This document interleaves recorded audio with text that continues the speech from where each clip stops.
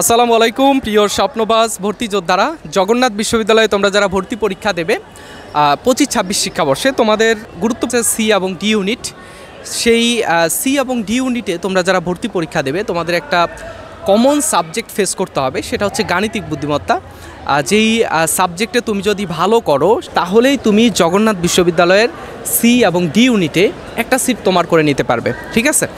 তো এই গাণিতিক বুদ্ধিমত্তার সমস্যা, ম্যাথমেটিক্যাল প্রবলেম যেগুলো রয়েছে সেই সমস্যাগুলো সমাধানের জন্যই কিন্তু আমরা ফারুক একাডেমির পক্ষ থেকে গাণিতিক বুদ্ধিমত্তা আইকিউ প্লাস ম্যাথমেটিক্যাল প্রবলেমের জন্য একটা কোর্স লঞ্চ করেছি। কোর্সের ক্লাস শুরু হবে আমাদের আগামী 12ই নভেম্বর। 12ই নভেম্বরের পরে তোমরা যারাই ভর্তি হবে তাদের ফিটা আমরা সম্পূর্ণ রাখবো, এটা তোমরা জানো। বেশ কয়েকটা ভিডিওতেও তোমাদেরকে আমি বলেছি। আর 12 তারিখের আগে, 12ই নভেম্বরের আগে তোমরা যারা ভর্তি হবে তোমাদেরকে বিশেষ একটা স্যারে আমরা ভর্তি করাতে পারবো, ঠিক আছে?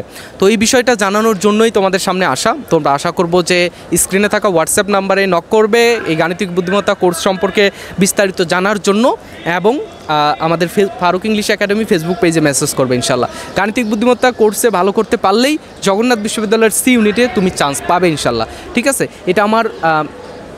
এটা আমার জাস্ট একটা বাক্য না, এটা হচ্ছে রিয়েলিটি।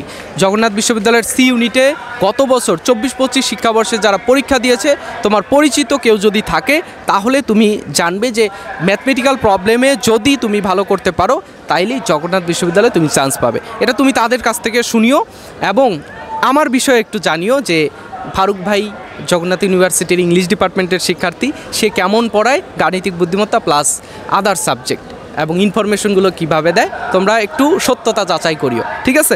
তো আশা করবো যে স্ক্রিনে থাকা হোয়াটসঅ্যাপ নাম্বারে নক করবে এবং গাণিতিক বুদ্ধিমত্তা কোর্সে ভর্তি হবে, ঠিক আছে? কোর্সের ফি একেবারেই কম রেখেছি, তোমরা ইনবক্সে মেসেজ করো, আমি জানিয়ে দিচ্ছি।